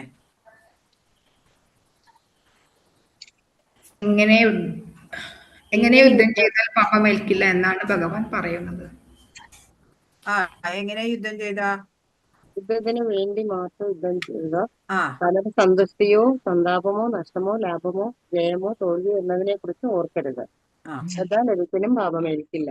അതെ, ഇത് കർമ്മയോഗമാണ് ഇവിടെ പറയുന്നത്. ഭഗവാനിൽ മനസ്സ് ഊന്നിക്കൊണ്ട് നമ്മൾ നമ്മുടെ സ്വധർമ്മം ചെയ്യുകയാണെന്നുണ്ടെങ്കിൽ നമ്മൾക്ക് കർമ്മബന്ധനങ്ങളൊന്നും ഏൽക്കില്ല. ഭഗവാൻ ഒരിക്കൽ കൂടി പറയോ? മാതാജി, അതിന്റെ ഉത്തരവേ ധാർമ്മികമായി ചെയ്താലും സ്വന്തം കടമയാണെന്ന് കരുതി ചെയ്താലും പാപം ഏൽക്കില്ല എന്നല്ലേ? അല്ല, ഫലം സന്തുഷ്ടിയോ സന്താപമോ നഷ്ടമോ ലാഭമോ ജയമോ തോൽവിയോ എന്നതിനെ കുറിച്ച് ഓർക്കരുത്. ഫലേച്ഛയില്ലാതെ എന്ന് പറഞ്ഞാലും മതി അവിടെ. ഫലേച്ഛയില്ലാതെ, ഫലത്തിനെ ആഗ്രഹിക്കാതെ കർമ്മം ചെയ്യാം. അപ്പൊ നമുക്ക് പാപമേൽക്കില്ല. ഭഗവാനിൽ മനസ്സൂന്നിക്കൊണ്ട് ചെയ്യാം. കർമ്മയോഗം, അത് ആ രഹസ്യമാണ് അവിടെ പറയുന്നത്, കർമ്മയോഗ രഹസ്യം.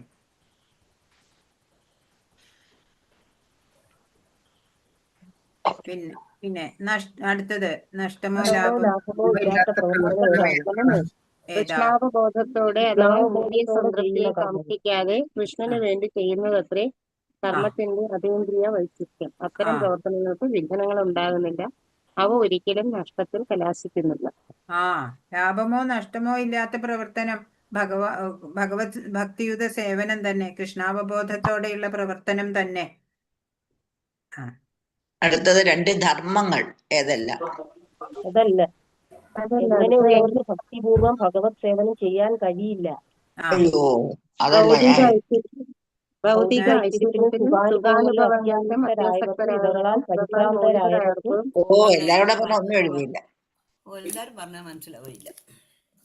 ഭൗതിക ഐശ്വര്യത്തിലും സുഖാനുഭവങ്ങളിലും അത്യാസക്തരായവർക്കും ഇവകളാൽ മോഹിതരായവർക്കും ഭക്തിപൂർവം ഭഗവത് സേവനം നടത്താൻ വേണ്ടുന്ന നിശ്ചയദാർഢ്യം ഉണ്ടാവില്ല. ശ്ലോക നമ്പർ അറിയുമെങ്കിൽ പറയൂ. 44.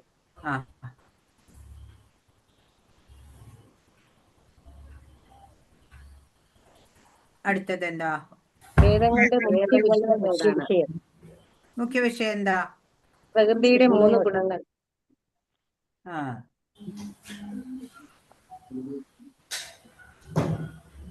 വേദങ്ങളുടെ ഉൾപ്പൊരുള് ചോദിച്ചാൽ ഭഗവാൻ എന്നാണ് കേട്ടോ. വേദങ്ങളുടെ ഉൾപ്പൊരുൾ അറിയാന്ന് പറഞ്ഞാൽ അത് ഭഗവാനെ അറിയാ എന്നുള്ളതാണ്. ത്രിഗുണങ്ങളിൽ അധിഷ്ഠിതമായിട്ടാണ് വേദങ്ങളിൽ പറഞ്ഞിരിക്കുന്നത് എന്നാണ് പറഞ്ഞേക്കണത്.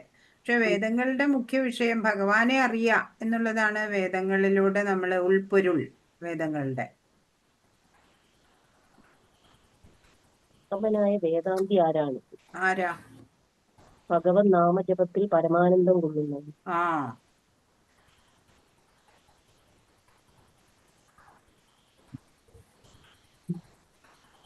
ഇനിയുള്ളതൊക്കെ നാളെ നോക്കാം അല്ലെ, മറ്റതും കൂടി കഴിഞ്ഞിട്ട്. നാളെ നമുക്ക് തീർക്കണം ഈ അധ്യായം, 3 ദിവസം കൊണ്ട് തീർക്കണം. മനസ്സിലാവുന്നില്ലേ? മനസ്സിലാവുന്നുണ്ട്. ഇനി എന്തെങ്കിലും ചോദിക്കാനുണ്ടോ?